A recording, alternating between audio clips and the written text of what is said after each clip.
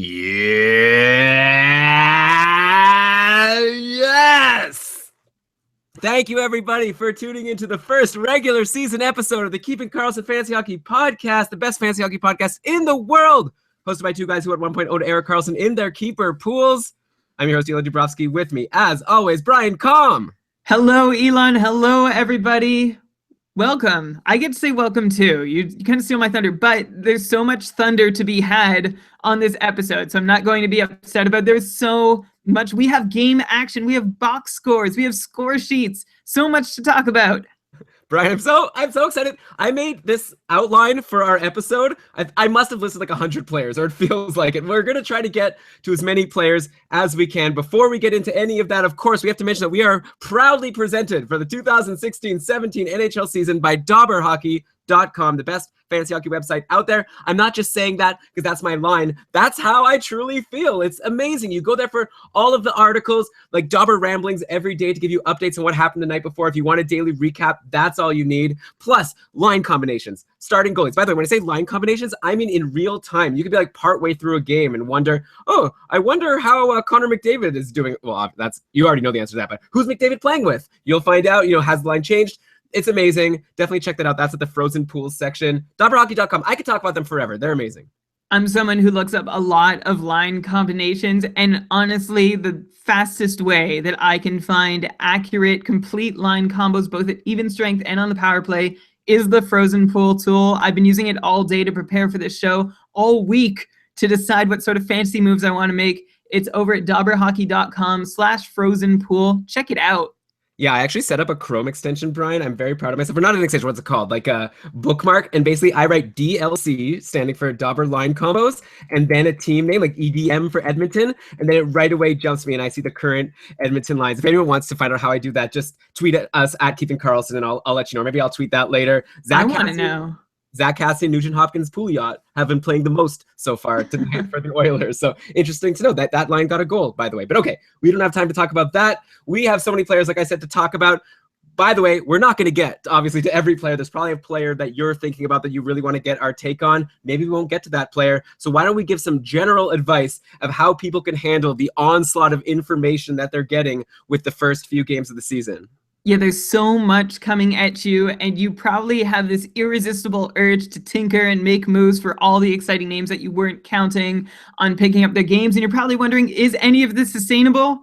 The answer is, well, we're going to give you as best an answer we can about specific players, but generally, I think you might be tempted to go back to our episode on analytics and try and figure out how they're going to help you and apply them, but they are out the window right now. All those new stats that you might be eager to apply because you've learned and are excited about, not worth your time at this point. What you're seeing isn't worth analyzing that way because it's all going to look quite different in 20 games from now when we're approaching a somewhat meaningful sample size. So the numbers-based analytics can't explain things that happen 1, 2, 5, or 10 games at a time. That means for now, you're really looking to see, is a player on a good line? Is he getting a lot of ice time? Is he getting power play ice time? That's the most meaningful stuff right now. Yeah, shots on goal. Is he taking a lot of shots? That means he can get a lot of goals. If he is scoring a lot of goals, but not taking many shots, that's probably a sign that's unsustainable. Maybe I'm looking at you, Austin Matthews. I don't want to get any hate from Leafs fans. That was an amazing first game, by the way. We'll definitely get to that. Also, another piece of general advice. We've been getting some questions on our Facebook group, comparing sort of two different types of players. We'll get a question like, I'm in a league where hits count. Who's better? Justin Abdelkader or Nikolai Ehlers? And it's kind of well, I mean, Ehlers is going to get more points. Abdelkader's probably going to get more hits. But and so, Brian, what's sort of the general idea here? I guess it's just a matter of what you need for your team. Yeah, it's like comparing apples and oranges. You have a player who hits or picks up whatever peripheral, and you have a player who scores. But we're not talking in absolute values here. You have to consider each player relative to their value for your team.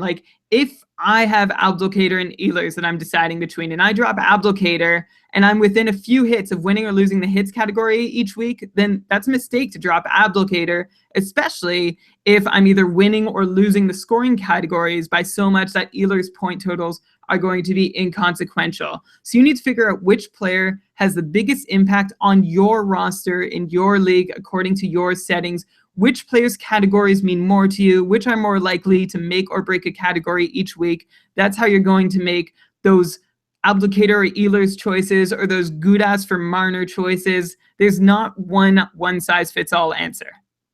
Okay, so also I guess similarly, you do have to think though about what is the value of these people. Like if you drop Ehlers to pick up Abdulkader to get some hits, you might not be able to get Ehlers back, where there might always be like a 30, 40 point guy who gets hits available in free agency. So, don't jump and drop someone with a lot of offensive upside in the first week to win that matchup. So there's obviously a lot to think about. You can always tweet at us at Keeping Karlsson. We could try to give you some specific advice for your situation, but you have to give us the context. What are you looking for? What do you need? Okay, Brian, I want to get into players now. Are you ready? So ready. Okay, so this is what I'm thinking. First of all, we want to talk about who are the players who've surprised us in this week one, who's having an amazing week. So I'm going to give you all the players that going into today have averaged over 2 points per game, have played at least 2 games, and have averaged over 2 points a game. So someone who has at least 4 points in 2 games or 6 points in 3 games. There's a lot of really interesting players there. Obviously, these are the guys that aren't going to sustain that pace, except for maybe one of them. Well, even Connor McDavid. I don't know if he's going to be able to sustain a 2 point per game pace, though he is fantastic. Let's start with him, actually. Connor McDavid starts the season just like he ended the last season. This guy already in 2 games. He's actually playing today against Buffalo, so I'm not counting that game, but just today, 2 goals. Just today, 2 games played, 3 goals, 3 assists for 6 points in 2 games, 7 shots on goal. Of course, both of those games were against Calgary, so I don't know if you have to put an asterisk there. Obviously, the Oilers are going to be playing against some tougher teams than the Calgary Flames. But Brian, at this point, is he the odds-on favorite for the Art Ross? Is he the odds-on favorite to win the next 10 Art Ross trophies? I feel like we may have underrated him going into the season, saying that maybe he isn't the top pick in your draft. If you're considering peripherals, maybe someone like Ovechkin might still be better for 1 year. But I'm starting to think Connor McDavid is just going to get so many points this year that even though he's a center and even though he doesn't get peripherals, he might still be the most valuable guy. Take me off the ledge. I'm not going to talk you off the ledge. He very well could be the most valuable point scorer in your league, especially if he can stay healthy all season long. You've got Crosby already on the shelf, so that takes him a little bit out of the race. That's going to cost him a few points. You've got Malkin, who might inevitably be on the shelf. Connor McDavid, he got injured last year. Don't know that that's something that's going to be recurring just yet, so I am really into Connor McDavid as definitely somebody in the race for the Art Ross by the end of the year. Yeah, and then obviously with McDavid doing so well, he brings along his friends with him and a lot of fantasy value to be found in Edmonton now. His top line with Eberle and Lucic, they're doing great. Eberle's got 3 points in those 2 games. Lucic had a couple of points.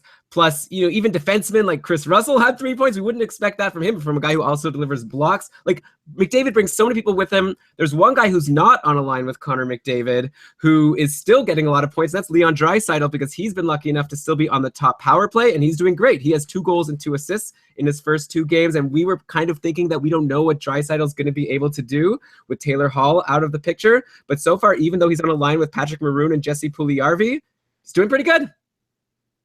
Yeah, it's a great situation for Draisaitl, who gets to play on the power play with McDavid, even if not at even strength. Seems like there's still enough value there. The Oilers scored 3 power play goals in those first 2 matchups against Calgary. And that's sort of the caveat here, though, because if you're looking at even strength, which is going to be the situation most of the time, the Oilers have really loaded up that top line with Eberle and Lucic alongside McDavid. So it's great news for those 3. Not such great news for the rest. Draisaitl, it's great that he's on the power play, but it's not happening at even strength. And everybody else is definitely going to have a little more trouble scoring goals because there isn't a ton of depth down that Oilers roster. I think a longer look is going to give us a better idea of how even Milan Lucic on that line with McDavid and Leon Draisaitl might be able to carry themselves over the whole season. I'm not sold that they're suddenly going to be 70, 75-point players just by virtue of playing with Connor McDavid. Keep in mind also that the Oilers had the benefit of getting to Brian Elliott as like a deer in the headlights. He's a long way from St. Louis right now in that Calgary crease. He's going to surely adjust, and hopefully Calgary adjusts to him, but Edmonton can't count on averaging 6 goals each game for their guys to get this many points. And for anyone planning the parade, because they're excited about those 12 goals over their first 2 games for the Oilers, they've also given up an average of 3.5 goals per game, which obviously isn't going to cut it. They'll tighten up too, but it's not like they've been as dominant a team as Connor McDavid has been an individual. Right. Okay. And then also we'll have to see, like, don't get too excited about Cam Talbot maybe after his 2 wins. Like, I am liking Cam Talbot and I think he's in a good situation. He's the for sure starting goalie on a good team. But at the same time, already Buffalo, I think, has 3 goals tonight against Edmonton. So obviously there's going to be some struggles in terms of their defense. Brian, by the way, what's the status for the power play right now for Edmonton's defense? We were always wondering who's going to be the top power play D. I see Sekera had a lot of power play time in the last game. Clefbaum also had time the game before. Do you see anyone jumping out yet as the front runner of the defenseman who's going to get the most power play time playing with Connor McDavid on the power play, or is it still like anyone's chance? I think those are the 2 front runners for sure. If you look at which defenseman has spent the most time on ice, Clefbaum leads the way with 4 minutes, 4 seconds. Andrei Sekera with 24 seconds less. I wouldn't be surprised to see the 2 of them maybe trade chances for a while. I think Sekera is the steadier guy. He might be the default option, but Clefbaum is the guy who could run away with a job if he takes advantage of it.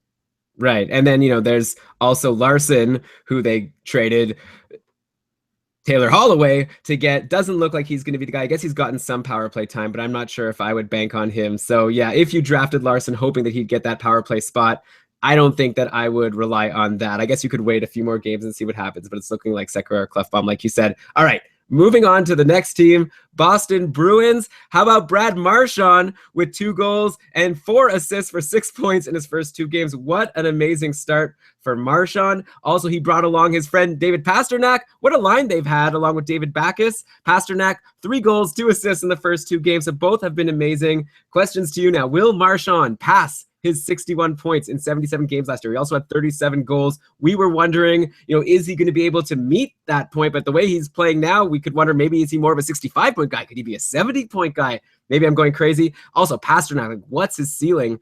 What's his floor? Like, any chance he could get bumped from the top 6? Or do we think at this point he's for sure going to be on this good line all season long? Because that was the worry about Pastrnak last year. He played well for a while, but then he was also moving around the lineup, so you couldn't rely on him as a solid guy on your roster. So far, so good, obviously. Yeah, so let's rewind back to Brad Marchand, who is for real. Like, last year, I don't think it really sunk in. It's like, oh yeah, he's playing with Patrice Bergeron. Bergeron takes him along for the ride, and good for Brad Marchand to have a great season. He'll come back down, but I don't know that that's going to happen. Keep in mind, last year, he finished the year with 70 more shots on goal than he's ever had before. He took his career high from a previous 180 up to 250 shots on goal. That's an insane improvement, especially when you consider that Brad Marchand was a 27-year-old in his 7th NHL season while doing that. Now he has 7 shots on goal after 2 games played, which is a minuscule but somewhat reassuring sign that this could continue. And I have this working theory that was helped to be developed by Crazy Knucklehead over on Twitter. A great follow for any Bruins watchers. Marchand and Bergeron, they've always had a trigger man on their line in the past. It was Tyler Seguin 3 and 4 years ago. It was Riley Smith the 2 years after that. And last year it was Brett Connolly. So sorry, Seguin was 4 and 5 years ago. And last year it was Brett Connolly, who took fewer shot attempts per 60 minutes than either of those guys ever did. So that made an opportunity for Marchand to start being the guy who takes shots. Interestingly enough, you have David Pastrnak on that line now taking a whack of shots, co-leading the league with 14. But Marchand still got his shots through the first 2 games of the season. So the question is, are there enough shots on goal to go around for both of them if they're both on the ice together?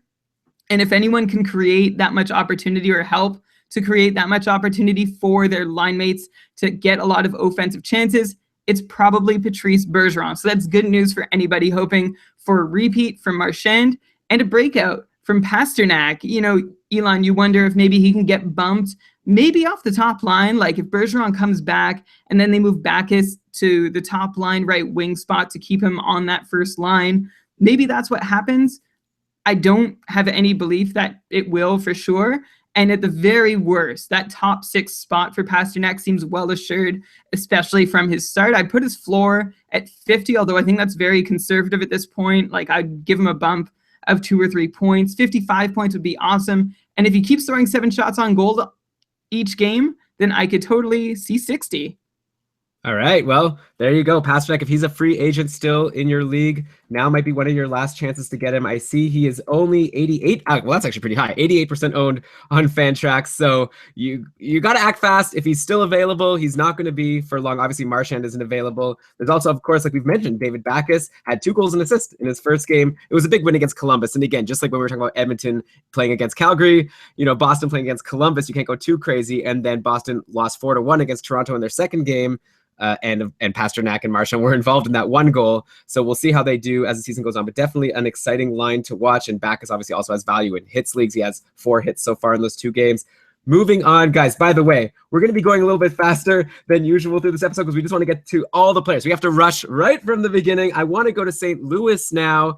Paul Stastny, 3 games, 6 points. And this is a guy that we told you about going into the season. Like, he's kind of underrated. Like, he was getting drafted pretty late in drafts. A lot of centers going ahead of him. But here's a guy who now with Backes out of the picture in St. Louis, he's the sure shot, top line, top power play guy. Surprisingly not playing with Vladimir Tarasenko. Tarasenko's been playing on a line with Perron and Yori Laterra, while Stastny's been playing with Alex Steen and Robbie Fabry. But by the way, interesting for Perron. And actually, I just read that Laterra is injured, so that's probably going to get all shaken up. I also saw that Tarasenko was playing with Steen and Fabry for a while. So obviously, it's early in the season. You got to watch those line combos over on Frozen Pool to keep up to date. But Stastny is fine either way. He's going to be playing with good players. He's going to be on the top power play with Steen and Tarasenko. And obviously he's not going to be getting 2 points a game. But last year he was on a 60-point pace. He just had an injury and he was very under the radar in getting all the points that he got. I don't see any reason why he can't at least hit a 60-point pace again this year. Yeah, and you hit the nail on the head right at the start that he was a great value pick late in drafts, probably because of his center-only eligibility. And for a lot of people, he's probably been a great free agent ad. But Elon, I'm giving you credit. You saw this one coming. You had him marked in like most of the leagues that you were drafting as somebody you knew you could pick up late and hope for an early season surge from. And sure enough, you've got it. There's a really balanced top 6 in St. Louis right now. And with David Backes out of the picture, Stastny is all but assured to be a part of it. Sometimes in the past, his versatility has worked against him. He's asked to work with another line or anchor somebody else or help bring up somebody else's possession numbers. But I think the Blues are pretty happy leaving that job to Berglund right now, which leaves Stastny free to roam amongst that very strong top 6. I think he's a must-add right now if you're looking to cycle somebody into your lineup in just about any format. Yeah, there was actually someone in my Keeping Karlsson Ultimate Patron Fantrax League that wrote a post on our Cupful Facebook group saying, hey, I'm looking to trade Stastny if someone could give me a defenseman who blocks. I thought, ooh, this might be my chance. I'm going to offer Andrei Markov, who's good, and he is a defenseman who blocks, and he should be good for 40, 50 points. Got rejected, so I don't know what he's looking for. If you're listening, tell me what you want. Make me an offer. I like Paul Stastny. And I'm tempted now to tell you reasons why maybe he won't be as good just so that I could get a good value for him. Yeah, well, his value now has been inflated. So good luck making the trade now as opposed to before this episode aired. The perils of being the one making the podcast for the league that you're in. Oh, well. Also, I guess since we're on St. Louis, we should mention that Nail Yakupov had a decent first game for the team. And we were wondering what was going to happen with him in his new situation. Came in against Chicago. Didn't do anything. Then against Minnesota, a goal and an assist. So a great game for him. It was only in 8 minutes and 30 seconds though of time on ice. And then he followed that up with another 0-point game against the Rangers and also only 12 minutes of ice time. So this is not a guy who's getting deployed in a way that's going to get you a lot of points. I still feel like don't worry about Nail Yakupov. Like good for him that he had that one good game. But if you picked him up getting excited about that game, I really don't think that you should hold on to him. Also, if you look at his line mates, we're talking about Magnus Pajärvi and Patrick Berglund. So Berglund's there is like, I see him as a stabilizer in St. Louis. And then you've got the 2 Oilers castaways, the 2 first-round picks by the Oilers, hoping to resurrect their careers with him. I like the situation they're in. Still no power play time for Yakupov.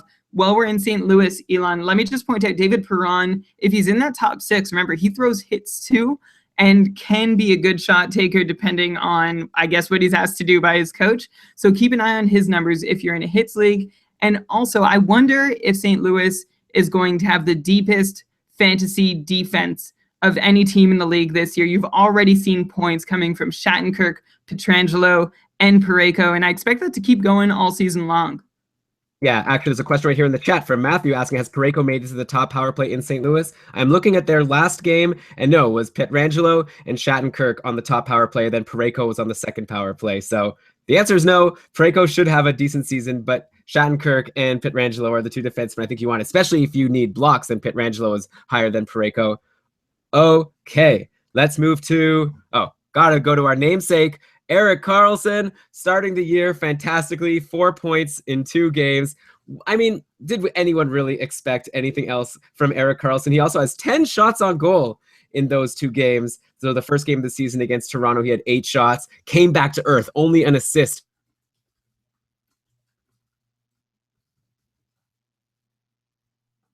that me? And against Toronto, I don't have him. I don't know. He's awesome. Elon, I'm gonna pause. Did Elon cut out for anybody other than me? Brian, yours cutting out. Oh, really? All right, let's see in the chat room here. Who cut out? Elon or Brian? Hello. What a bummer. Uh-oh, who's he? Who's he? It was you. All right, I'm going to start Erik Karlsson again then. Yeah, start Erik Karlsson again. Sorry, guys. Okay, I'm going to do Erik Karlsson again. What do you do? All right. Okay, next we got to go to our namesake, our podcast namesake, Erik Karlsson. Of course, he's having an amazing start to the season. 4 points in 2 games. He had a goal and 2 assists against Toronto, then came back to earth with only an assist against Montreal. 8 shots on goal, by the way, against Toronto. An amazing game for Erik Karlsson. He's fantastic. I don't want to waste too much time, but I'm talking about all the players who have at least 2 points per game so far. Karlsson's going to hit 80 points again, won't he? I hope so. I think he can get close, if not all the way there. That would be an amazing feat, by the way, not to just casually say, oh yeah, 80 points for Karlsson, no big deal. It's just hard for me to watch a little bit. This is the first year that I own Karlsson in no leagues. I feel like, I don't know if it's, just because of this podcast, but Karlsson seems to be going earlier and earlier every year. Elon, you were waiting. You thought for sure, you even taunted me when we were drafting against each other, and you told me, because I was drafting 11th and you were drafting 6th, you just sent me a message. I didn't even know the draft order had been determined, and you said, looks like you won't be getting Karlsson. I'm drafting 6th, and that made me so mad. So I felt like it was a little bit of poetic justice when he was taken 5th, one pick before you. I was so annoyed because I even did some recon going into that draft. I knew there was a Sens fan drafting 3rd, this guy Aaron, and I was, who's he going to take with his 3rd pick? Maybe he'll take Karlsson. I'm so worried. And then I messaged him and he was like, I think I got to go Ovi with that pick. I was like, nice. Okay, Karlsson's going to come to me. Then the guy who picked 5th, not only did he pick Karlsson when I was so sure I was going to get him, but he wrote in the chat room on Fantrax, guess you're not going to be keeping Karlsson this year. Like, hate that guy. I ended up taking Carey Price with that pick. I was flustered. I didn't even have a plan. I just assumed I would get Karlsson. I'm curious to see what it'll be like to have such a great goalie. I've never really picked a goalie so high. But anyway, let's get back to Ottawa. I want to mention one other player. Obviously, the team is doing okay. They scored a lot of goals against Toronto. They scored a decent number of goals against Montreal. And so a lot of people are getting points. Bobby Ryan's doing good. Brassard's doing good. Tourists, not too shabby, 2 goals. But I wanted to mention Zach Smith, who you brought up, Brian, in the preseason, saying he was going to be in the top 6. And he has indeed. He's been playing on a line with Bobby Ryan and... One sec, is that right?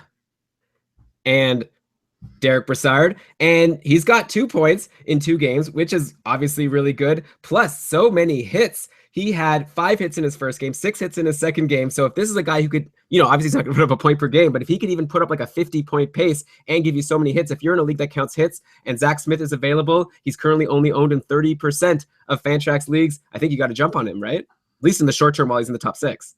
Yeah, I mean, keep in mind that the goal he scored against Montreal was very loosely scored by him. It was a shot from the point that ricocheted off his leg without him really knowing. So that was great for him, and he got the point, but he's going to have to keep getting similar luck to keep up like a 50-plus point scoring pace. That said, if he's in the top 6 in Ottawa, and that line does seem to be clicking, and he clicked on a line last year in the top 6 too, so maybe I'm not giving him enough credit, But anyway, if your league counts hits, it's almost a no-brainer for as long as he is in that top 6. All right, so let's go to the Rangers now. There's been a couple really interesting players. Basically, this line of Chris Kreider, Mikor Zibanejad, and Pavel Buchnevich. I never even knew I this think it's guy. a soft C. So how would you say it? You know, I watched the game last night and I tried to take note. Buchnevich. Oh, okay. I could be wrong. Well, anyway, good line so far. I don't know who this guy is. You're going to have to give us a little bit of a roundup, but I'll just quickly say. So Chris Kreider, 4 points in 2 games. Every year at the beginning of the year, people are wondering, is this the year that Chris Kreider is going to break out? And so far, 2 goals and 2 assists in 2 games is very good. He had a goal and assist in both the game against the Islanders and the game against St. Louis. Also, 7 shots on goal in each of those games. Also, 4 hits in each of those games. So Chris Kreider has been a monster playing with Zibanejad and Buchnevich. So that's great. Zibanejad also, by the way, 4 points in those 2 games. I also have some players on the Rangers that I want to ask you about that have been absent in those games. But first, let's get your take on this really hot line.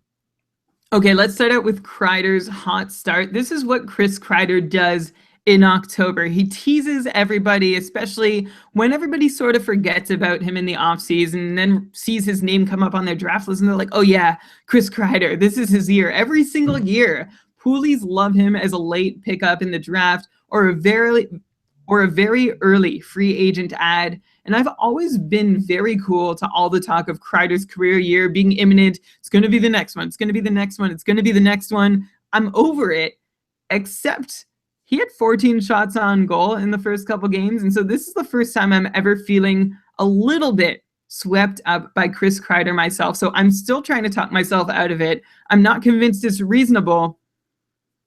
And I've found the nugget I need to truly talk myself out of it for now. Not saying it's right, but it's what makes me feel comfortable.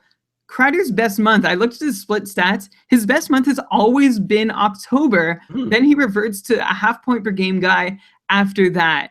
In his career, if you look at his split stats over about 3.5 years of being in the NHL, he's had a 55-point full season pace in his October games. Then that point pace drops to a 50-point pace in November, and then averages out to about a 40-point pace for the rest of the year. So I feel like this is all part of the Chris Kreider tease. Don't get too excited about it, except he is really clicking with that line. So maybe that's a new element. New York is a little deeper at sea than they ever have been, I think, with the emergence of JT Miller as another legitimate option. So between Zibanejad, Stepan, and Miller, you have 3 legitimate centers. And again, Kreider's line has been really clicking. So maybe it's going to work.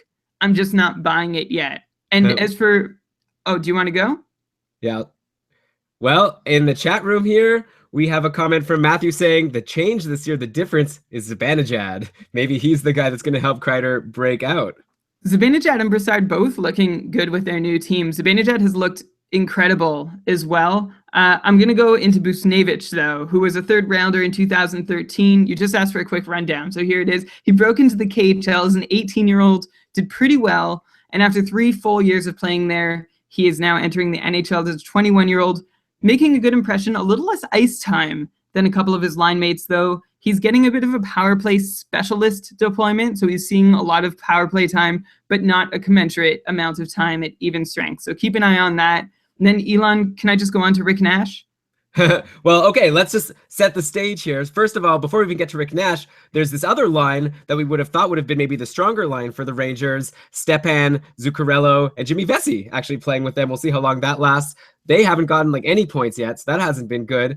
Neither has their power play line, which has been the same. So it's been all the Kreider, Buchnevich, and Zibanejad line getting all the points. And then, by the way, you're right. I haven't even mentioned Rick Nash because he's been on line 3 with Miller, JT Miller, and Hayes. Like, what? This is a guy, he's already coming off a season of 36 points in 60 games. So he didn't do well last year. Not a great start this year. He doesn't have any points. He's not playing on a good line. He's on the power play. So maybe there's something there. Like, I'm not saying that you have to for sure give up on Rick Nash, but I am definitely concerned, Brian. And so are a lot of people in our Facebook group asking, should I drop Nash for this guy? Should I drop Nash for this guy? You know, Nash for Pasternak, Nash for Patrick Laine, who we'll get to.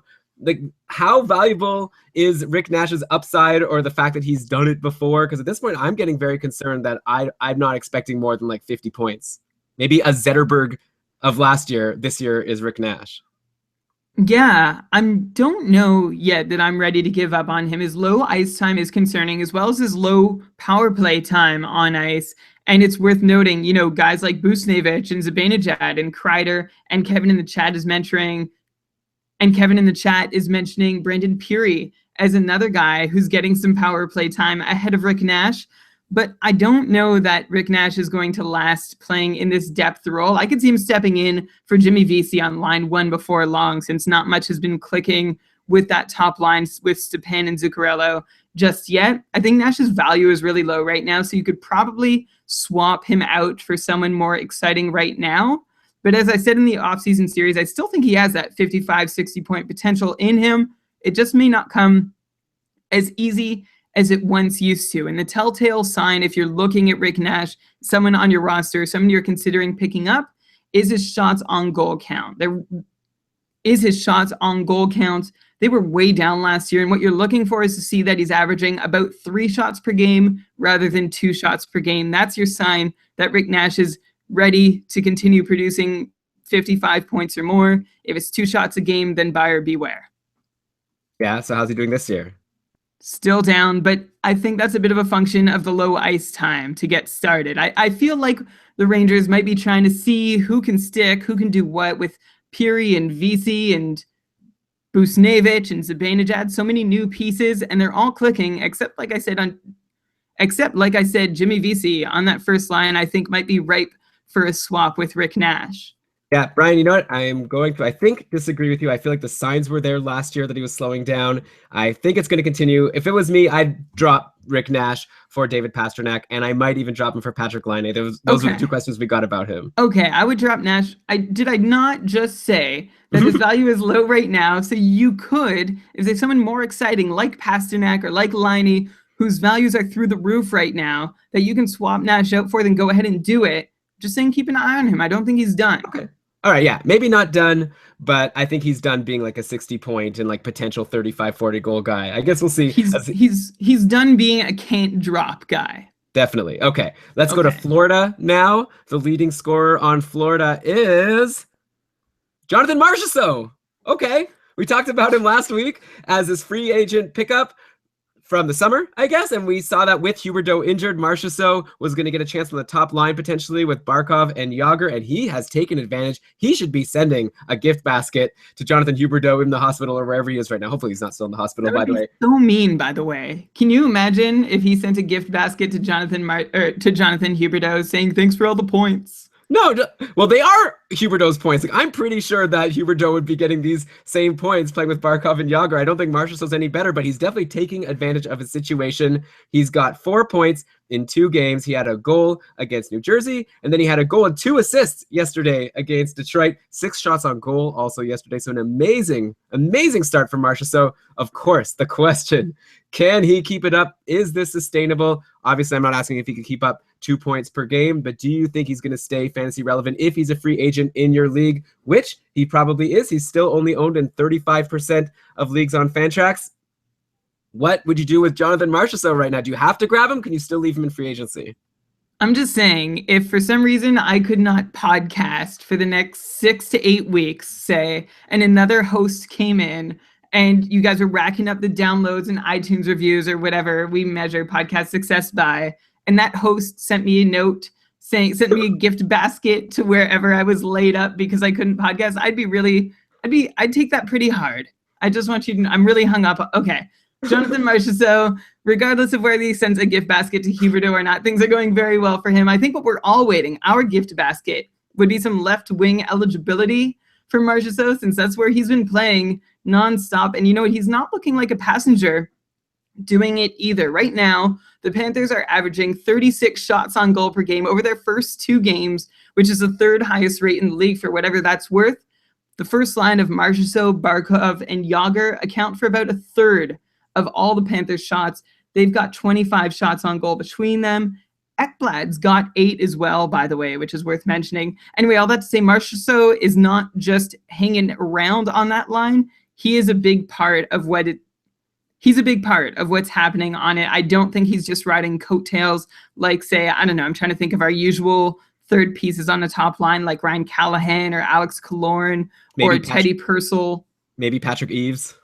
Patrick Eves, Artemi Panarin, whatever. Whoa. Marchessault has looked better than any of those guys in his role, and I just wonder if it offers the Panthers more options when Huberdeau comes back. Maybe this is good for Nick Bjugstad's value one day in the future, but that's getting a little too far ahead of ourselves. Marchessault is a must-add.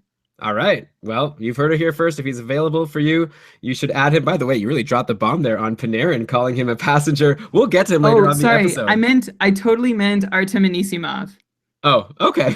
All right. Well, we'll still talk about Panarin later. He's off to a cold start. I wanted to mention still on Florida, Alex Barkov. He has 9 shots. I think you might have brought up these shots in the first 2 games. This is a guy who has never really averaged more than 2 shots a game. So if he's able to put up these shots, that might make up for the fact that we talked about all over the summer about how that top line on Florida had a really high shooting percentage. That might regress. One way to fight that off is just to take a lot more shots. Then you could keep the same number of points.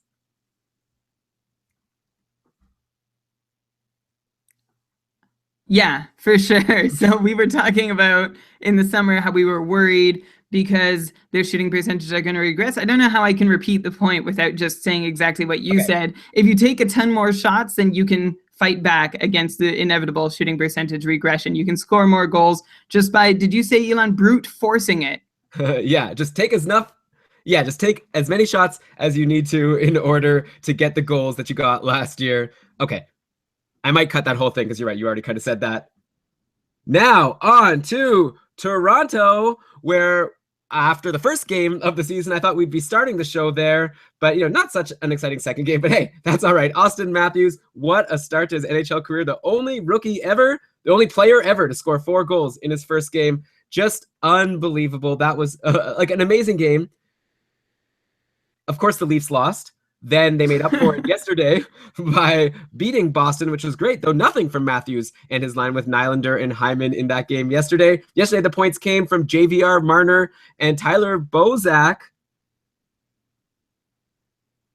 Sorry. Who, by the way, isn't it surprising that Bozak is playing on the second line? You got Matthews, Bozak, and then Nazem Kadri all the way down on the depth chart, like not playing many minutes. He has no points so far. Brian, I'll admit, I dropped him after 2 games, which I know you always say don't make rash decisions, but I just don't like Kadri's situation on Toronto. But anyways, I've just named a whole bunch of players. I even want to kind of mention a couple of more. We got to start with Austin Matthews. Obviously, the hype machine was in full force after that first game. People wondering how many points is this guy going to get? Is he going to get like 80 points? Is he going to score, a goal every game? We saw that he isn't invincible. He didn't get points in the second game, but obviously he's still playing well. What do you think at this point as your ceiling and floor for Matthews this season?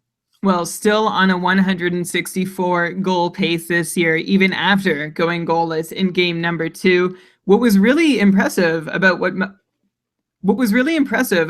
Matthews did was that all 4 goals were even strength. And that's not just credit to Matthews, that's credit to the entire Leafs. There were some great setups, including one from Nylander, though Matthews certainly worked hard on that second goal of the night where he worked through...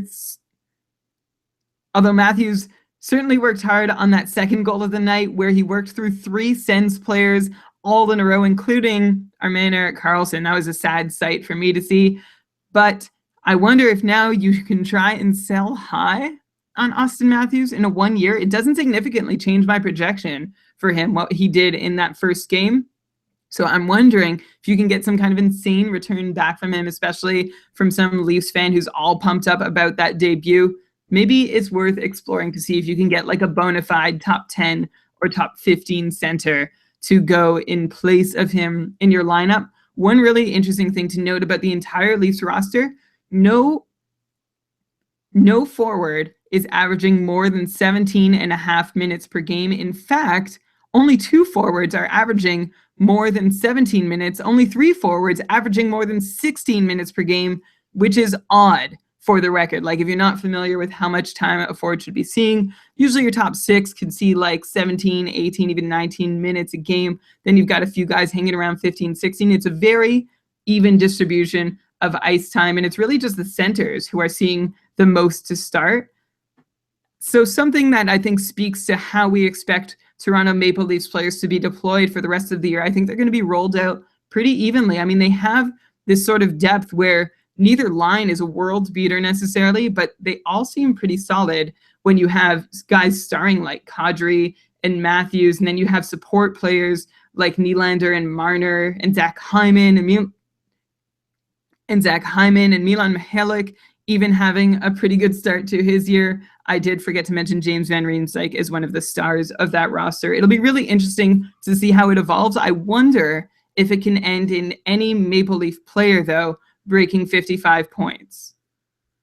Yeah, I would say maybe put the ceiling at Matthews for 60 points. If you could get someone who you think could get more than 60 points in a one-year league, yeah, I would try to make that deal. Ryan Getzlaf just scored for Anaheim. I would take Getzlaf over Matthews in a one-year league. Who knows about the future? And if you're in a keeper league, that would be an interesting offer that you get. By the way, Brian, you didn't mention Tyler Bozak. He had 2 assists yesterday, and he's playing on a line with Mitch Marner and James Van Riemsdyk. So maybe you're not giving enough credit to Bozak, who's getting deployed over Nazem Kadri. I know you also have been saying that you really like Mitch Marner, and Nylander has been good.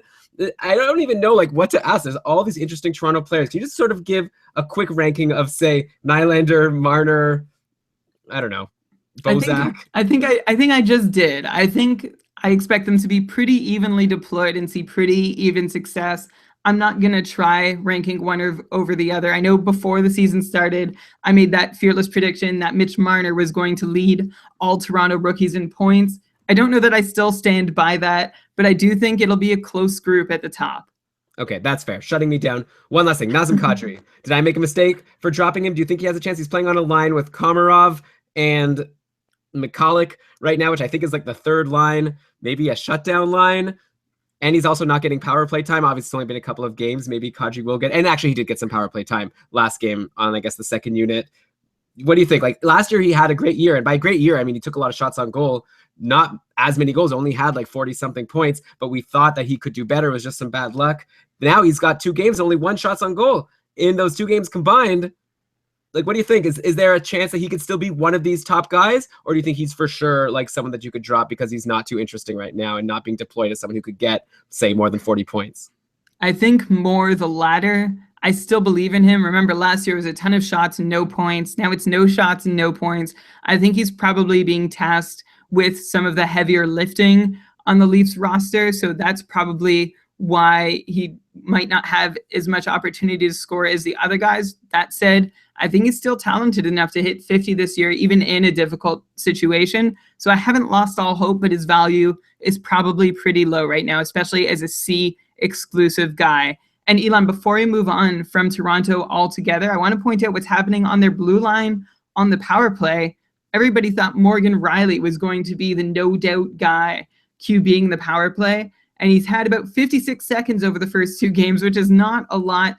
Pales in comparison to Nikita Zaitsev, 4 minutes of power play time over the first 2 games. And the next best defenseman in terms of just time on ice on the power play on the Leafs right now is Jake Gardiner with about 20 seconds fewer than Nikita Zaitsev.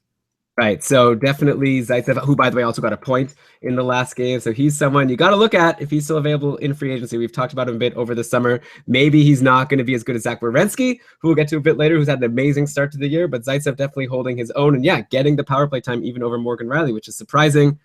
Okay, one more player to talk about that has over 2 points per game. And I'm only considering people who have played at least 2 games. There were a bunch of people on Colorado yesterday, including Joe Colborne, who got a hat trick. Maybe we could ask about him. But okay, first, got to talk about Blake Wheeler. And obviously, there's not much to say. Wheeler's amazing. He has 2 goals and 2 assists in 2 games so far, 8 shots on goal. No big surprise. 3 points in his first game, a goal yesterday. The surprise is that already the lines have been shaking up. And in the last game, Patrick Laine got onto the top line to play with Mark Scheifele and Blake Wheeler. So for people who were thinking Laine would be on a second line with Brian Little, who, by the way, is injured. We'll get to that. Also, so much news this week, Brian. Okay. Laine now on the top line with Scheifele and Wheeler. Amazing news for him. Not so great news for Nikolai Ehlers, who we thought would have that role, though Ehlers is still getting power play time. What is the question I have to ask you? I guess Laine, just like with Austin Matthews, what do you think his upside is for this year now? Is it higher than you thought before? I'd say it stays about the same as well. I think the hype was 60 plus with 30 to 35 goals. I still think that's high. I'd probably put him closer to 55 in a really good year. 50 points as a rookie is a very successful campaign. So we'll see exactly what he can do. Nothing that's happened so far changes how I feel about him. I think the big news in Winnipeg that you didn't really touch on yet is Brian Little's injury. I know we have injuries coming later in the show, but Brian Little's injury means that while we had four wingers who were guaranteed good value in that top six because you had Scheifele as center on one line and Little center on another, now there's only two wingers. There's not a replacement level, excuse me, an equal replacement option for Brian Little to come in and help carry a line to success. So it means that first line left wing spot is much more important now than before, which does hurt Nick Ehlers. I also wonder if there's anything to the theory that opponents have one less line to key in on now while Little's out, which would make things more difficult for Scheifele. Hypothetically, Elon, I know you don't buy into that theory. Yeah, well, also don't forget there is another centerman there, and he's not chopped liver. He's a guy who you used to love. Matthew Perreault has stepped in to center the second line, playing with Ehlers and Stafford in the last game. So obviously not the same as Brian Little, but that's an okay line, and Ehlers is really good, and Stafford could hold his own, and who knows how things will shake out. I guess this Little injury is good news for Matthew Perreault. Like, if he's a free agent in your league, he's someone who's going to get a higher deployment now, maybe a better chance of getting power play time. He has 2 points so far in the 2 games. Yeah, and Drew Stafford is also on the top power play, which is worth mentioning. And Elon, I just want to mention a jet before you close the book on them. Kyle Connor, we've had a lot of people asking about him and how we feel about him. Some people have even said he's going to be the highest scoring rookie on Winnipeg this year. He was a 17th overall pick in 2015 in the first round, of course. Had 35 goals and 71 points with Michigan in the Big Ten last year. Right now, the only positive thing about his deployment is that he's on the second power play unit. So maybe keep an eye on how he moves up and down the lineup. We've seen a lot of rises and falls from most Winnipeg players over the last couple of years under Paul Maurice. Yeah, and by the way, okay, I'll still even keep the book open for Winnipeg, because maybe we can mention the goaltending quickly. It looks like we have a controversy, or at least, I guess controversy is not the right word, but it's going to be a battle for who's going to get more starts between Hellebuck and Hutchinson. Both haven't made a good case. They both let in 4 goals in each of the games that they played, so I guess it's anyone's game right now. I don't think I would count Hutchinson out. Like, Hellebuck has to still prove himself. He had a rough end to his time with the team last year, and it's a rough start so far. Of course, it's only been 1 game, but yeah, if Hutchinson's available in a super deep league, like, he might get more playing time than you might expect. Over the next month or 2, perhaps. I think Maurice really is committed to a timeshare. For some reason, they don't want to hand the reins over to Connor Hellebuck immediately. And yeah, right now, Hutchinson is in the lead ever so slightly with an .871 save percentage to Hellebuck's .852 save percentage. Oh dear. Okay, well, yeah. Like you said, Brian, last week we were talking about Andrei Pavelec and how maybe we weren't giving him enough credit because Winnipeg's a hard team to have a high save percentage on because maybe they don't play so well defensively. So far, we're seeing evidence for that with Hellebuck and Hutchinson. Hopefully, Winnipeg can tighten things up a little bit and make these goalies have some fantasy relevance. How about now, like I said, I don't want to get into too much about the Colorado or Arizona guys who've only played 1 game so far, but anything about Joel Colborne's hat trick? He had that great year last year on Calgary, at least a great end to the season. Is he someone people should be looking to grab in free agency now that he had 3 goals in Colorado's 6-5 win against Dallas yesterday? Yeah, he had this funny season last year where he had really good underlying numbers, but I still wasn't buying in to him being a really good player. Like, his rate stats were off the charts, and that's actually the specific underlying numbers I was referring to, but I never got the feeling that he was going to be better with more time. He seems to want to prove me wrong with that hat trick in the first game. It came on 4 shots on goal, and 2 of them came on the power play. So all of that, obviously, we're not going to say it's sustainable right off the bat, but I still think at the end of the day, he remains Joe Colborne. Do I have license to talk about the Colorado lines for just a sec? Of course. Okay, so Jerome McGinley won the lottery to play on the top line with Gabriel Landeskog and Nathan McKinnon. A lot of people wondering what his value is this year. His value is fantasy relevant if he hangs out on that top line for any length of time. Francois Beauchemin started doing his thing last night. 2 assists, 1 on the power play, and 3 blocks. Would love to see that happening all year long. Matt Duchene, interestingly enough, on a bit of an island in Colorado right now, both at even strength. He's playing with Grigorenko and Soderberg, which isn't a great line. It's also not a bad line, but it's not like the best. situation, although Matt Duchene is good enough that he can handle his business himself. And hey, maybe Grigorenko has some star power in him that we're going to see unlocked this season. Duchene's also on the second power play unit. Yeah, Which that's does concerning. not bode well for a lot of scoring. There's not a lot of great players to score with him on that second unit. Sorry, Brian, can you start from does not bode well? It cut out for a second. Does not bode well. It's a little concerning that there aren't a ton of players for him to play with on that second power play unit, or necessarily at even strength. I'm not writing off Grigorenko. It's just not the best situation. It's like they're counting on Matt Duchene to be his own scorer, to carry some other guys to scoring success. Yeah, well, definitely it's concerning. Like Matt Duchene, not on the top power play. Colorado scored 6 goals yesterday, and Duchene didn't get a single point. Like I said, he had 3 shots on goal. So something, but if he's not on the top power play and he's not on such a great line, it's definitely concerning. And I feel like hopefully I was right. I guess in one of my drafts, I had the choice of taking McKinnon or Duchene. Maybe that was like actually an easy choice. But yeah, McKinnon definitely seems to be getting the better deployment on the top power play, playing with Landeskog and Joe McGinnon, like you said. I don't know, Matt Duchene, I was worried that Patrick Waugh sort of had him in the doghouse last year, and now would be his chance to break out with the new coach. So far, not great. We'll have to see. I'm not going to call him like someone that you should be concerned about yet, like a Rick Nash, but I'm a little concerned, I guess I'll say. Maybe also I want to quickly go to Arizona, who only played 1 game, so we don't need to dig too deep, but I'm liking that first line of Verbata, Hansel, and Domi. So far, so good. Like, they had a great game. Hansel, like a ton of shots on goal. I just watch those guys. If any of those guys are available as free agents in your league, like Verbata has been written off by a lot of people after that horrible year last year in Vancouver, but he's not far removed from being a valuable fantasy asset when he was on Arizona. And if he's on the top line and on the top power play like he has been now, I think he has value. Same with Hansel. Plus, Hansel gives you hits if you're in a league that counts that. Hansel and Verbata are probably the only guys who are playing on the top line in the NHL right now and playing on a top power play unit, and who both are quite possibly unowned, in all likelihood undrafted in most fantasy leagues. They're in a good spot to do something this year, especially Hansel. The caveat is he's going to get injured at some point, but until he is, grab him and go. Arizona had 35 shots on goal in their season opener, although they were against a tired Philadelphia team, so trying to count for that. But Hansel and Verbata had 12 shots between them.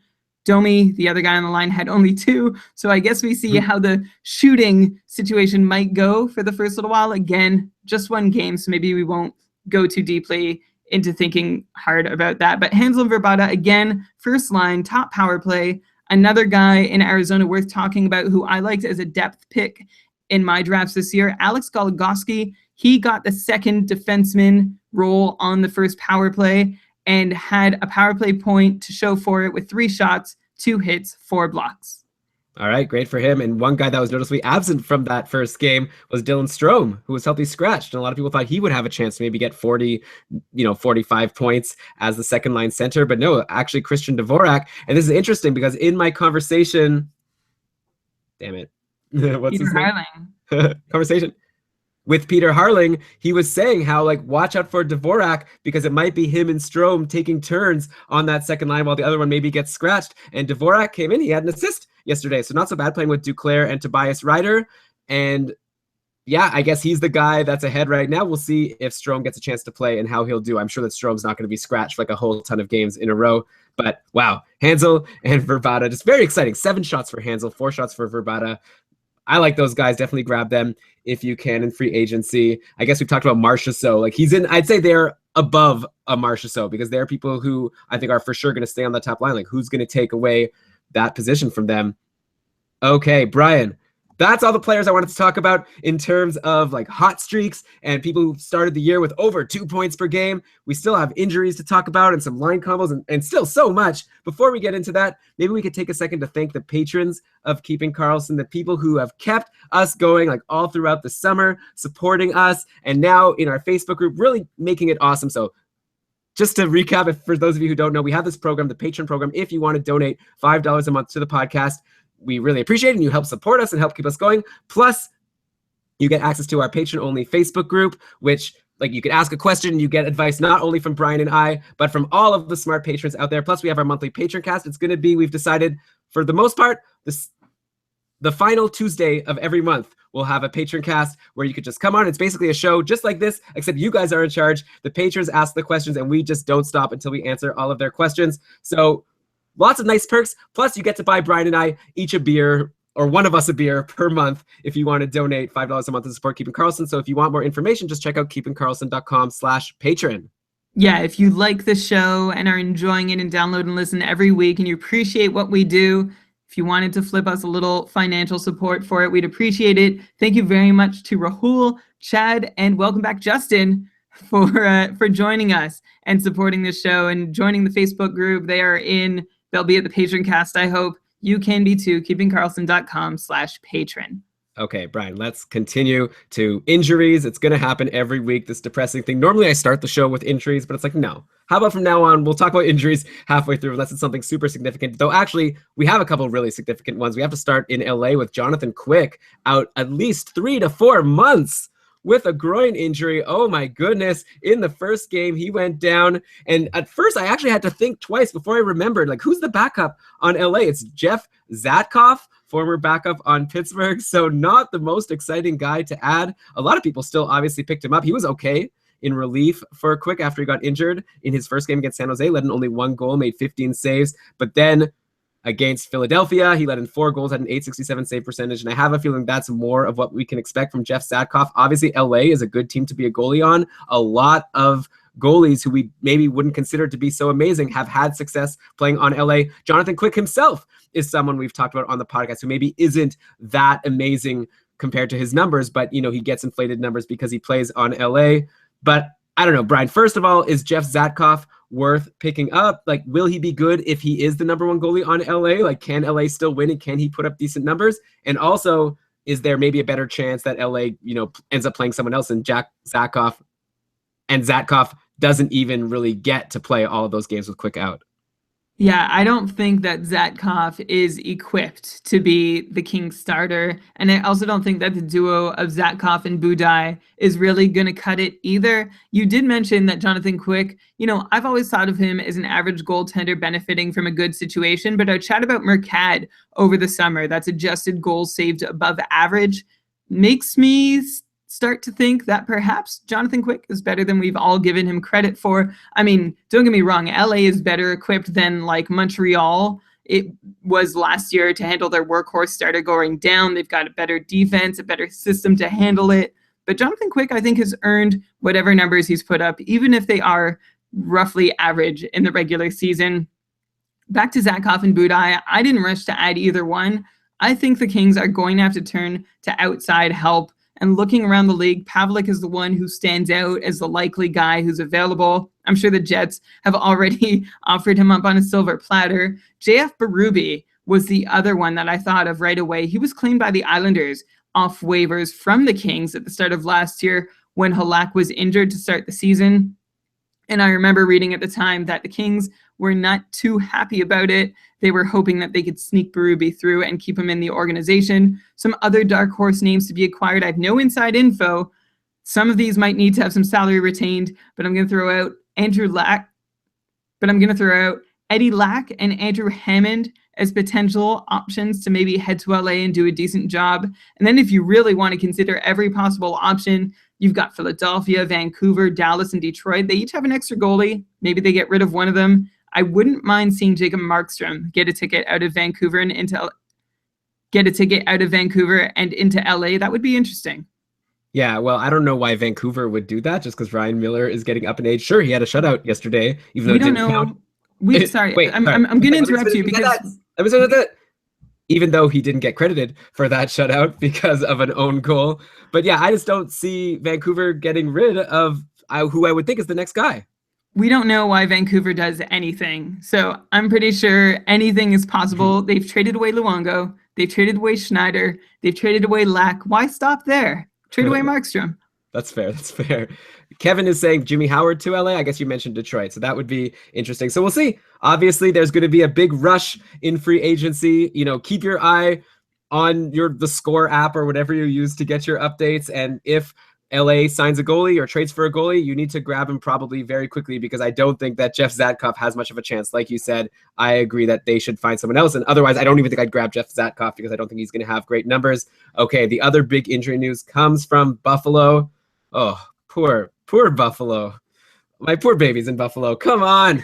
Jack Eichel out 6 to 8 weeks with a high ankle sprain. Evander Kane is going to be out weeks. We don't even know how long, with 3 cracked ribs. Evander Kane. Oh, I actually had him in a couple of my leagues, and it's like, why do I keep doing this to myself? He always gets injured. I just thought, oh, the upside. But, that's the thing, the alluring thing about Evander Kane. They're both out. I thought that would be bad for a guy like Sam Reinhart, because I was really excited about him playing with Eichel, though Reinhart's been on an amazing line, at least tonight, with Kyle Okposo and Ryan O'Reilly. So Buffalo does still have that great top line. I think Reinhart will be fine. Okposo, by the way, playing his first game tonight. He was a little bit injured before, but he already has a goal and an assist, a power play assist. So great start for Kyle Okposo. But anyone else on Buffalo, because I thought there was going to be 2 really good lines, and the 6th guy there, aside from Reinhart, Okposo, O'Reilly, and then Eichel and Kane, I thought the 6th guy that was going to be in that top 6 and have a really good chance was going to be Tyler Ennis, who was injured all of last year. And finally, I thought now would be his chance to come in and have a good season playing with good line mates. Already now, obviously that goes out the window with all of these injuries. He's playing tonight on a line with Nicholas Deslauriers and Derek Grant. So if you picked up Tyler Ennis, like I did it in one league, I've already dropped him once I saw these injuries. What a bummer. Yeah, so it kind of eliminates all fantasy value for any Buffalo Sabre who isn't Sam Reinhart, Ryan O'Reilly, and Kyle Okposo. Everybody else is sort of just floundering in the middle. Not that there really are a lot of other candidates that have fantasy value. They're all injured. So too bad for Buffalo, especially if Robin Lehner can't get his goaltending game together, because they're going to be scoring fewer goals until they get those injured players back in the lineup. Yeah, well, hey, they're winning 4-2 right now, and obviously you didn't mention any defenseman. Rasmus Ristolainen still has value. He's on that top power play with Okposo and O'Reilly and Reinhart, and he has a power play assist tonight. So good for Rasmus Ristolainen. Oh, actually 2 assists tonight, and Buffalo's winning 4-2. So good for Robin Lehner. Hopefully he'll be able to hold his own, and Edmonton just kind of is having a bad game. So, okay, we probably shouldn't be reporting on a single game. So let's move on. Any more injuries to talk about? I guess we already talked about Brian Little above. So, okay, how about we move on to some roster moves that have happened over the past week? There were a few players who we talked about as being waived from their team, some of them surprisingly, like P.A. Parento. He got signed pretty quickly, as well as some other guys. So we could quickly mention Parento got picked up by New Jersey. He played with Taylor Hall and Travis Zajac yesterday, and he already has 2 points in 2 games. So Parento, another guy that's probably available in your league and is someone to watch. Surprising that he got dropped by the Islanders, and right away he's making an impact. And by the way, before I cut to you, why is Zajac playing with Hall and not Adam Henrique? I think we all assumed that it was going to be Henrique getting that spot if you really reached high for Henrique, hoping for that. Not a sure thing. Clearly, Hall and Henrique both pointless in 2 games, by the way, while Travis Zajac has a goal. So, go ahead. Well, it's no shame that Adam Henrique isn't with Taylor Hall if he still gets to play with Mike Camilleri and Kyle Palmieri. That line saw success last year. I still expect to see success from it this year. Most interesting, Elon, before I get into P.A. Parento, Devontae Smith-Pelly, no points so far. Arturi Lehkonen has 1. But back to P.A. Parento. Oh. What? My reasoning for wanting to make that bet was before Parento went to New Jersey, and I thought that Devontae Smith-Pelly was going to be playing on the top line with Taylor Hall. I want to call off that bet. What a convenient excuse. He's still playing with Pavel Zacha and Bo Bennett. That's not chopped liver. I liked Arturi Lehkonen's deployment, and so far I'm right. We have 3 games to go in the bet. I can't wait to see how it turns out. You should have chosen P.A. Parento. He leads the Devils in shots on goal right now with 7. He's the only Devil to have 2 points after 2 games. Useful all around the lineup, so we've already seen him in a bunch of different spots in the Devils depth chart, and I wonder if that's going to continue. I think he's probably good for 45, 50 points. He has upside for 55 if he sticks on a good line, which I hope he will. I mean, all I'd want for him is to either be with Hall or Camilleri, but the thing with him is part of sticking on a good line also has to mean an increase over his current 14 minutes of ice time per game, though he ranks 7th amongst New Jersey forwards in time on ice right now, just behind Devontae Smith-Pelly. There you go. He's going to break out any second. Actually, no, I definitely don't think that. Please, nobody rush to grab Devontae Smith-Pelly. Pick up T.A. Parento. He's looking great. Okay, Brian, another interesting pickup was Chris Versteeg, who was trying out with Edmonton, somehow wound up with Calgary. Not really sure how that works, but hey, he's jumped right into the top line playing with Monahan and Gaudreau, so that's definitely not too shabby. We were maybe expecting Troy Brouwer to get that spot. He's doing fine, though, with Bennett and Tkachuk on the second line, though actually I'm seeing that Tkachuk already might have been bumped off of that line, and so I'm not sure about him, but I think Brouwer is okay, especially if you're in a league that counts hits. I think you could rely on at least like 40 points from him, or maybe like 35 to 40 points and some hits. But okay, back to the top line. Chris Versteeg. Okay, so fantasy relevant. Just by playing with Monahan and Gaudreau, I give you at least short-term fantasy relevance. It's just like Patrick Eaves in Dallas playing with Ben and Seguin. You got to have a guy on that line, and so far Versteeg has 1 point, though so does actually Gaudreau and Monahan. So once that line breaks out, Versteeg should probably be able to join in for the ride. Hopefully. I was going to start this little segment off by saying that Versteeg is no Yuri Hudler. But an interesting note is that without Hudler last year, Gaudreau and Monahan, they played with Michael Furland and David Jones the most. Those were the most common third pieces with them.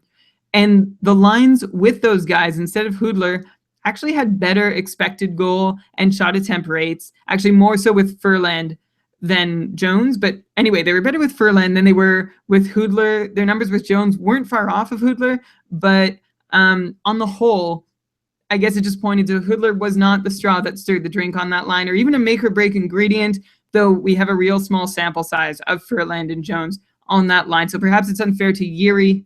Back to Versteeg, though, yeah, 1 point, only 2 shots in 3 games played. I don't know that he's worth your while at this point. I think he's still a serviceable NHLer, but he's going to have to get a touch in when he's on the ice to try and get in on Gaudreau and Monahan, scoring between them, by the way. Gaudreau and Monahan, 16 shots on goal over the first couple games, so about 2.5 shots per game for each of them. Anybody worrying that they only have a point each so far, take it easy. Calgary was just getting creamed by Edmonton somehow in those first couple games of the season, and I expect everything to be just fine with those two. I'm not rushing to pick up Versteeg just yet, though, until I see that he can really keep up with them once they do get going. All right, so Brian, really quickly, Versteeg or Parento? Who would you take? You hate these.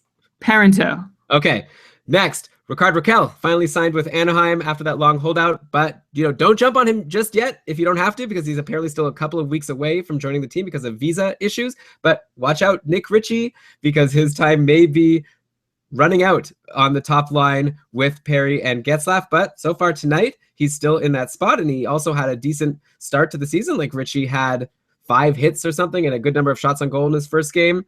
Also, I was excited about Jacob Silfverberg playing on the top power play with Perry and Getzlaf. That's already apparently over. I'm looking at the current lines for the game in progress. Maybe it just ended for Anaheim today. And the top power play was Getzlaf, Kessler, and Corey Perry as the forwards on that line. So maybe Ryan Kessler gets a bit of a bump. Obviously, Anaheim is going to shake things around for a bit until they can figure out what they're doing, especially with the new coach. By the way, it was also Cam Fowler and Sami Vatanen on the top power play, and Fowler had a power play goal, I think. So very interesting. I was kind of worried because I missed Silfverberg in a draft. I got sniped by him basically, and I was wondering, maybe I should have taken him top power play on Anaheim. That would be so sweet. Already being shifted around. So, not to be too excited. And yeah, like I said, Nick Ritchie, also someone who, if you're super excited about him being on the top line, grab him for the short term, but things might change once Rickard Rakell joins the team.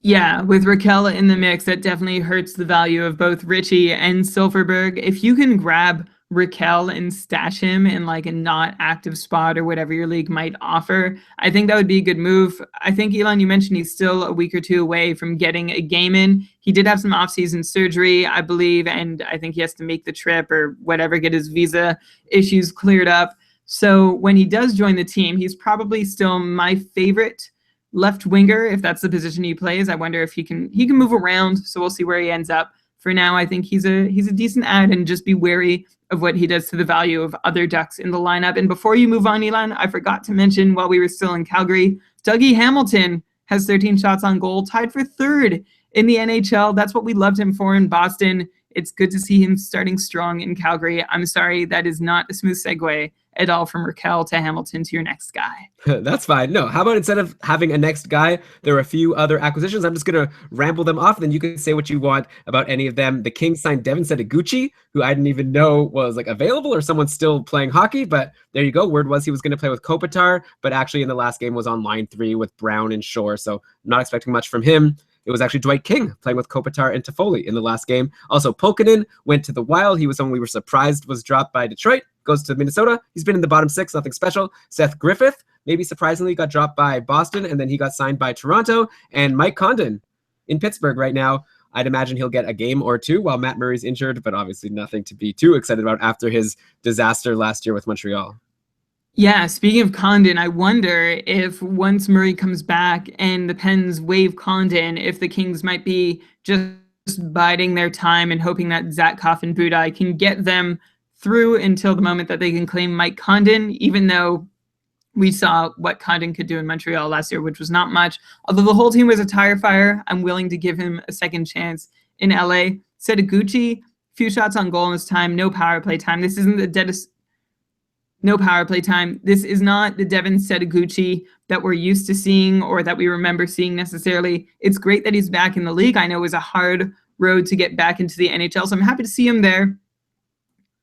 But he's not a fantasy relevant player at the moment. Interestingly, with Gaborik injured, Tyler Toffoli is up on that top line with Kopitar, which leaves Jeff Carter with Trevor Lewis and Teddy Purcell. So he kind of drew a short straw there, but he's still good. Carter's still good, as always, for a bunch of shots and goals. It would be nice for him to have a bit more support, though. So I'm probably going to dock him a few points because of those line mates. But we'll see. Purcell's been a good supporting character in the past. Oh, man, that's a bummer. I picked Jeff Carter in one of my pools. Oh, well. Hopefully he'll be okay. I'd love for him to get Tyler Toffoli back as a line mate. Okay, a few other hot streaks I wanted to mention. Maybe I could just ramble through these, and then we could do the same thing, Brian. So Thomas Vanek had that great first game for Detroit. He scored 2 goals and, really reminded us, oh, yeah, Thomas Vanek, he's good, right? He's good at hockey. He also had 5 shots in that game. Not much in his second game of the year, but his line still scored, and it's a line of Gustav Nyquist, Vanek, and Darren Helm, and that's actually been one of the only productive lines on Detroit so far. The Zetterberg, Nielsen, and actually Athanasiou got onto that line, but not much from them yet. And then you've got, I guess, Tatar with Sheehan and Larkin. We were talking about Tatar potentially playing with Zetterberg and Nielsen. We thought that would be exciting. So things obviously getting shaken around a lot in Detroit. Let's just zero in on Vanek. I guess he's probably still a free agent in a lot of leagues. Do you think he can at least somewhat approach the Thomas Vanek that we remember, who was able to get 30 plus goals and 60 plus points every year back when he was on Buffalo? I think that might be a stretch. I think we're looking at 50, 55 points in an ideal scenario, which is probably about the cap for anyone in Detroit right now. But playing net front on the power play is a good place for him to be on the first power play unit, I need to clarify.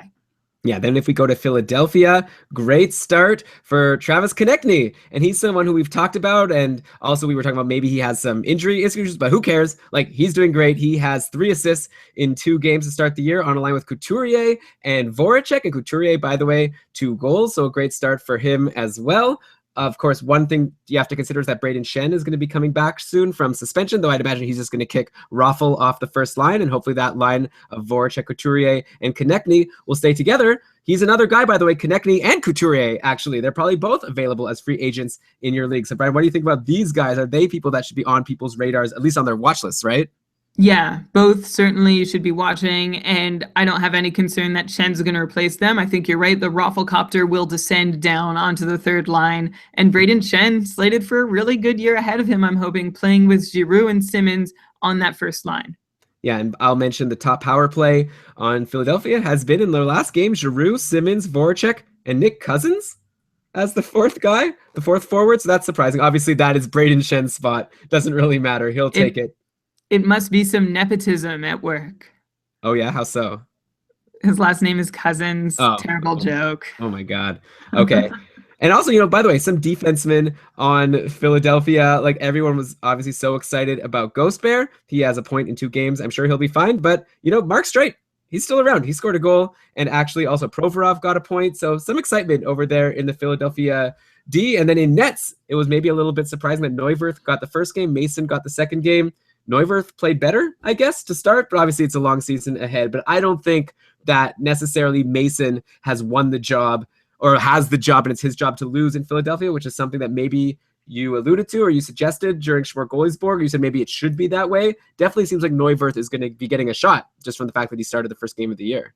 So I think I said that I believe Mason will come out the winner in any goaltending battle that might occur. I didn't say it wouldn't happen, but I said that Mason should be the number one goalie going into the year. And I meant should be as like that's what Philadelphia management should do, not necessarily what they will do. Interestingly enough, I think Neuwirth has definitely struck first. He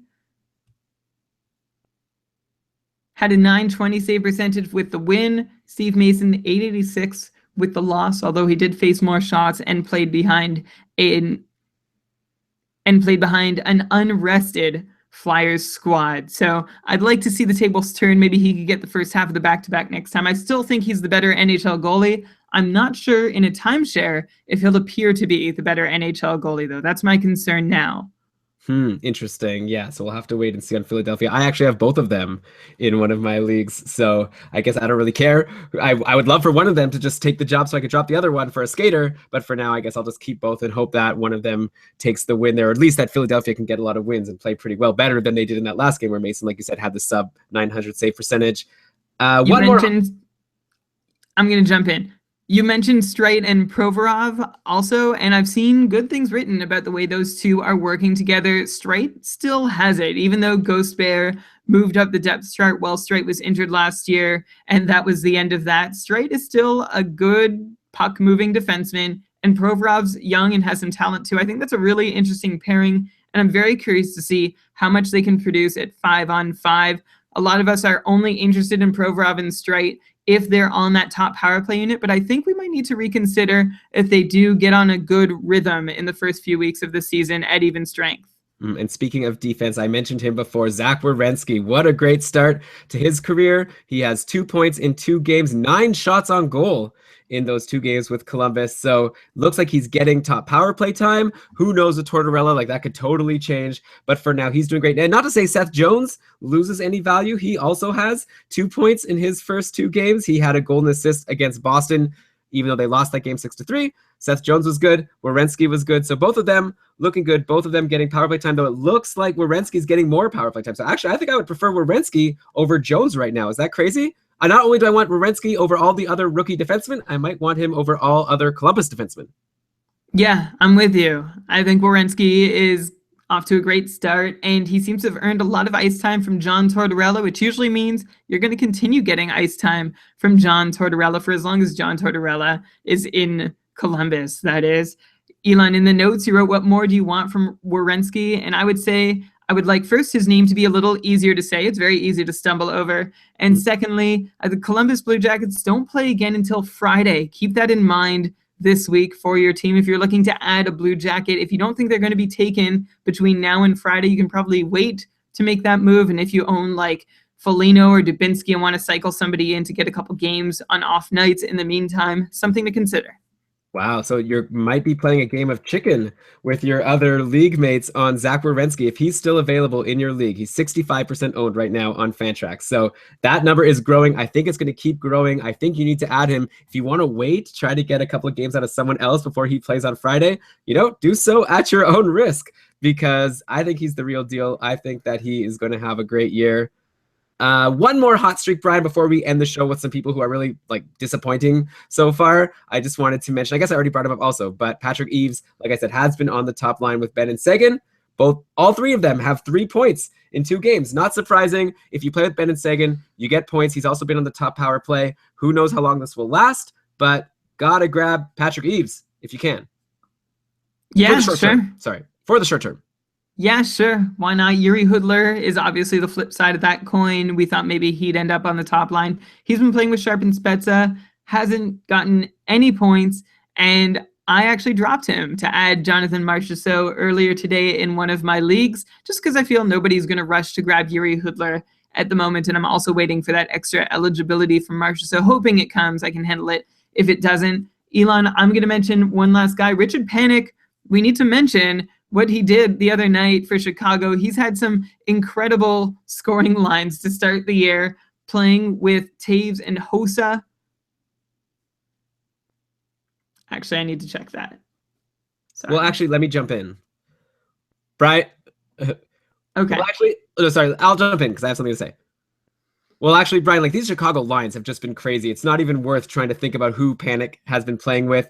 Like they started the year with Panarin, with Kane, and then they had Panic with Hossa and Taves, and then they also had him on the second line with Patrick Kane for a little bit, and Mott was there, and then there's Anisimov, and they've just been shuffling it all around. They split up Kane and Panarin for a little bit, and by the way, Panarin, no points in 3 games, so maybe even though you made a mistake mentioning him before on the show, maybe there is something to be concerned about with him. But yeah, Panic has been great so far. He had, was it a hat trick yesterday? I believe so. I'm like, my head is spinning from everything we've talked about, but I watched the game. I'm pretty sure he had a hat trick. Yeah, so I don't think you could rely on any Chicago lines right now. They won that game against Nashville, which was their first win of the year. So maybe they'll stick with whatever lines they had then. But even within the game, the lines were changing. So I'm not sure how they'll start the next game. I guess you could follow Chicago beat writers. Tracy Myers. Myers is the one that we follow, and we see a lot of updates from her for what's going on in Chicago. So yeah, it'll be interesting to see. But Panic definitely, if he's playing on either of those top 2 lines, he probably has some value. So Brian, I guess we've talked about Eves. You said you dropped Hoodler for Marchessault. Now Panic. Like, was Eves still available, by the way, when you picked up Marchessault? Didn't even look. All right. Well, yeah, so I'm interested to see. I kind of feel like I would want Eves right now out of anyone if it's a short-term ad. And then I Okay. think I would go Marchessault and then Panic just because, I don't know, just I'm not ready yet. Like, give me a couple more good games from Panic before I get super excited. Okay. Eves or Versteeg? I would take Eves Why?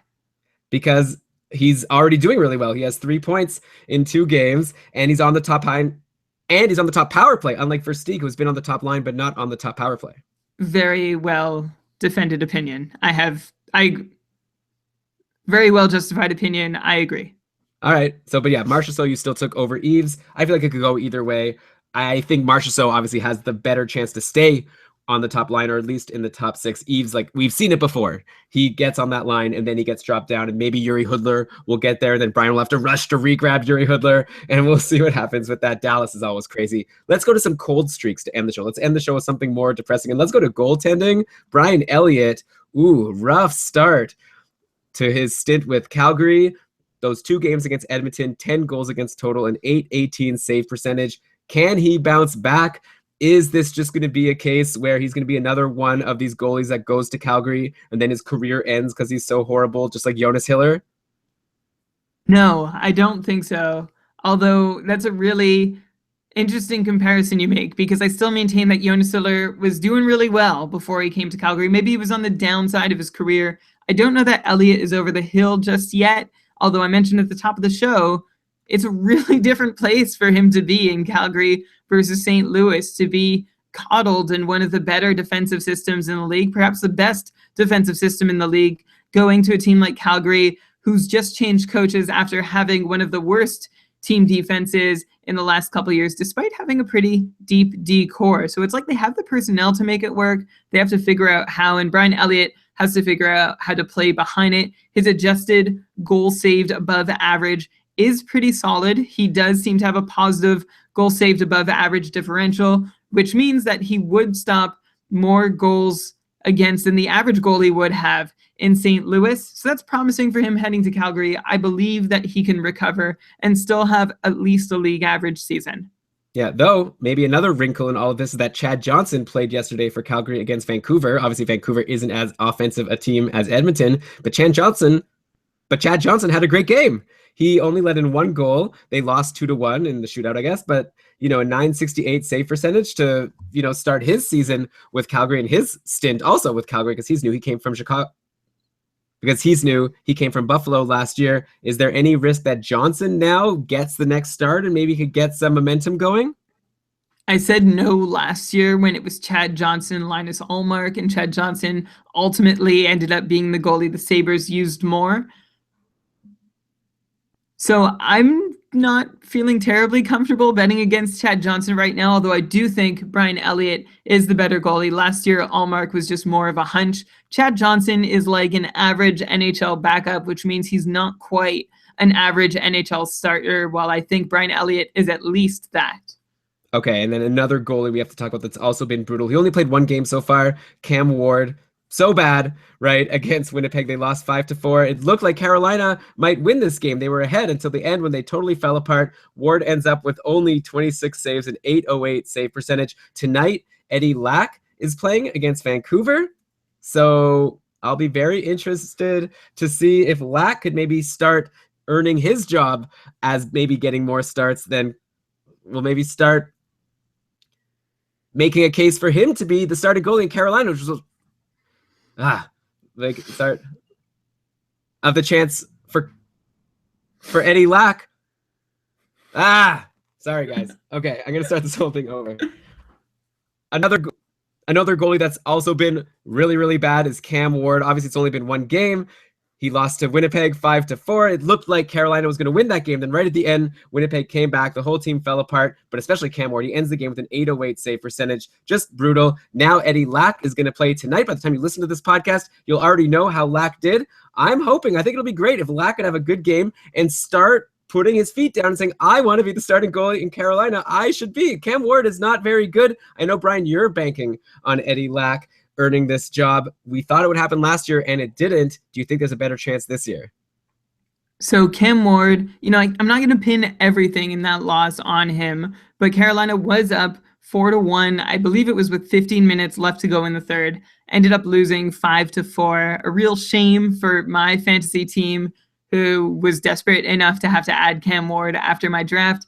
I did draft Eddie Lack, though. I think Eddie Lack needs a good start, and then he'll have the chance to get another good start and another and another. I'm really into Eddie Lack. There's no reason why the Hurricanes should keep trotting out Cam Ward to keep losing games and posting subpar save percentages when they have someone in Eddie Lack who is proven to be better than that, might just need to be worked with a little bit. We talked in the offseason how maybe the Hurricanes weren't playing to his strengths last year, and that's why things didn't work out between them. It's not just quite the best fit for either one of them. But I feel like if they work towards making that fit, Eddie Lack is at least a league average goalie, and I think he's better than that. Okay, yeah, I'm rooting for Eddie Lack to do this and to just end this silliness. Let's stop with Cam Ward getting all these starts and having to wonder, should I pick him up for the spot start? He might blow me up, but every once in a while he does okay, so it's tough. Let's just get Eddie Lack to be the starting goalie in Carolina. Come on, Eddie, it's your chance. Do it tonight. Next cold streak. So inspirational. I hope he's listening. Let's go to the New York Islanders. Tavares and Andrew Ladd started the season with no points in their first two games. Today, Tavares got a point. Andrew Ladd still nothing. They were playing with Jason Chimera. I don't know why the Islanders had Chimera on that top line. It looks like they made a switch, and tonight it was Josh Bailey, and Josh Bailey scored a goal. So if you're wondering who you might want to add as the third on that line, it's Josh Bailey. But Brian, should people maybe be worried about Andrew Ladd, who's scoreless in 3 games? I think people should have been worried about Andrew Ladd going into the season. A lot of people thought that he was just going to step in and be Kyle Okposo. He's not Kyle Okposo. He had a rough season last year, even when he was getting better minutes in Winnipeg. And by that, I mean at the times he was getting better minutes, because his minutes in Long Island are going to be, at least by our indication so far, consistently better than they were in Winnipeg, where he ended up on the third line frequently last season. But yeah, I'm not sure that Ladd is much better. I don't know. This might be a little extreme. I was going to say much better than a replacement level player next to John Tavares. I think he's probably a little better, but he's really going to need to count on Tavares to do things. And Jason Chimera being on that line does not help John Tavares do many things at all. Interestingly enough, Jason Chimera finally got his first point of the season playing away from Tavares and Ladd. So go figure. It's going to be nutty in Long Island this year. You know, there are a lot of obvious coaches on the hot seat. I think Jack Capuano might be one coach that we find on the hot seat before long. Right. And John Tavares, by the way, only 1 point he got. And John Tavares, by the way, he had a goal today, so he maybe gets a stay of execution before we talk about him being on a cold streak, but maybe he's someone you could still buy low on because he's had a slow start. But like you say, his line mates aren't as good. Maybe he'll have a little trouble. He'll still be like a 70-point guy. Maybe he'll have trouble getting to be like an 80-point guy. Dustin saying in the chat, Ovechkin and Kuznetsov both pointless so far. But okay, we'll wait on that because it's obviously early in the season, and all of these cold streaks, unless there's like a reason to be concerned, something beyond just the fact that they don't have points. That's why Panarin I'm not going to go too crazy about, though playing away from Kane, we don't really know. or like, Nazem Kadri, who we said is like low on the depth chart. These guys, maybe we have a reason to be concerned. People like Ovechkin and Kuznetsov, we have to give them a bit more time because it's such a small sample size. Let's end the show. A couple of defensemen. I want to mention Sergachev just to, point out, because yesterday people were getting so mad at me that I was talking about rookie defensemen and they were getting mad that I wasn't mentioning Sergachev. So finally, like, fine, Brian, tell us about Sergachev. He's been healthy scratched in one game for Montreal, and he played only 11 minutes and 48 seconds in the other. So forget about him, okay? Drop him if you picked him up and you're excited about him. I don't care if you're a Habs fan. You don't have any reason to be holding Sergachev. And then I'll also go to Calgary, where, it's a tale of both. I was originally going to have them. It's a tale of both. I was originally going to have this guy as maybe a hot streak guy or someone that surprised me. Dennis Weidman looked really good on Wednesday versus Edmonton. He had a power play goal, 5 shots on goal, 2 hits, 3 blocks. Looked like this guy might be a really good multi-cat guy that you could grab as one of your last defensemen. Then he gets scratched in game 2. No. Then he's not as good in his second game of the year against Edmonton, and then he was healthy scratched yesterday against Vancouver. So Dennis Weidman, maybe if you did grab him after that great start, who knows what's going to happen with the Calgary defense. But obviously Weidman isn't the, nice depth guy that I thought he was after that first game. Yeah, sure. I mean, if he's in the lineup, he has some sneaky fantasy value. I already mentioned Dougie Hamilton. I guess I probably could have saved him for there. Lots of value all in that Calgary decor. In fact, I might say there's enough that Dennis Weidman might be higher on my list than TJ Brody. Remember, TJ Brody, a lot of people have huge expectations because of what he did at even strength last year, which was super impressive, but not so likely to repeat. Elon, before we close it out, I do just want to go back to Chicago because you mentioned Panarin struggling a few times, and I want to point out, like, he has looked good. He hit the post the other night or the night before. Like, he's still looking good. I'm not concerned that playing away from Kane, if that becomes a thing, is going to hurt him significantly. He seems to be talented enough to be able to generate scoring wherever he is. Of course, I might seem foolish for saying that now, but it's what I believe.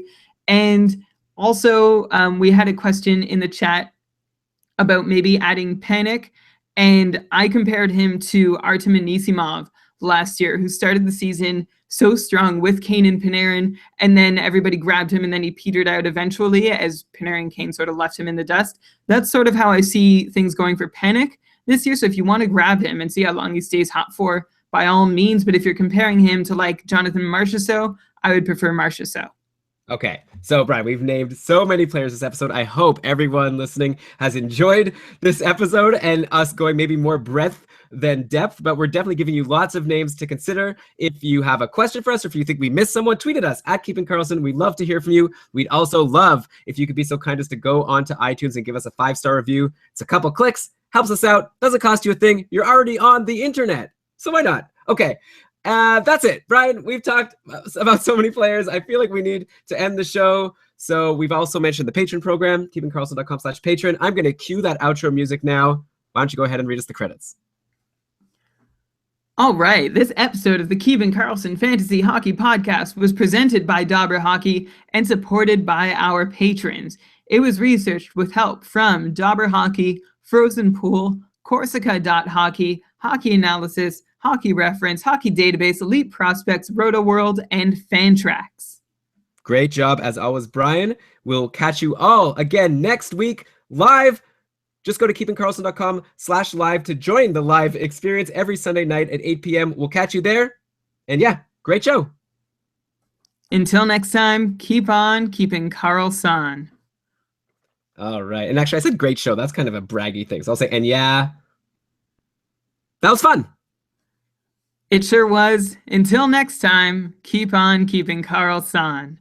Okay. Bye, everyone in the chat room. Thank you for joining us. I've got a big edit ahead of me. Okay. Bye.